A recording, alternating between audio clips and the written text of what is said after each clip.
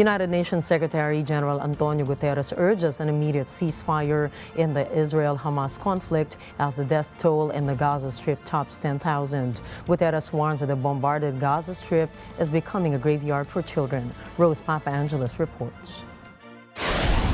UN Chief Antonio Guterres says the unfolding catastrophe in Gaza makes the need for a humanitarian ceasefire more urgent with every passing hour. Gaza is becoming a graveyard for children. Hundreds of girls and boys are reportedly being killed or injured every day. More journalists have reportedly been killed over a 4-week period than in any conflict in at least 3 decades. More United Nations aid workers have been killed than in any comparable period in the history of our organization. I salute all those who continue their life-saving work despite the overwhelming challenges and risks. Guterres says the nightmare in Gaza is more than a humanitarian crisis.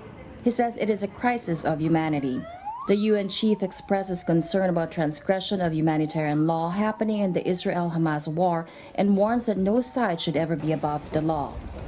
Nothing can justify the deliberate torture, killing, injuring, and kidnapping of civilians. The protection of civilians must be paramount. I'm deeply concerned about clear violations of international humanitarian law that we are witnessing. Let me be clear, no party to an armed conflict is above international humanitarian law. Guterres also deplores the killings of media workers.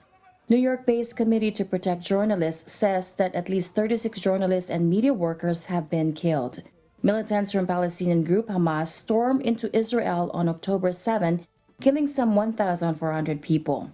According to the Hamas-run health ministry in Gaza, over 10,200 people have died, including more than 4,000 children in the Gaza Strip, since Israel launched its strikes in retaliation. Rose Papaangelis from Ng Agila International, trusted, connected, on point.